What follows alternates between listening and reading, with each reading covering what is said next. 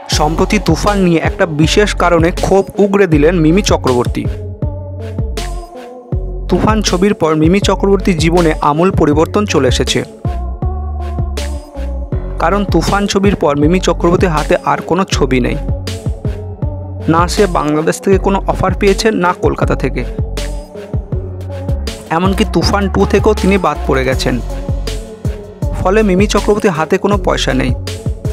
তার সাথে মাথার ওপর ফ্ল্যাটের ইএমআইয়ের চাপ, তার সাথে আরও অনেক খরচ বহন করতে তার কালঘাম ছুটছে।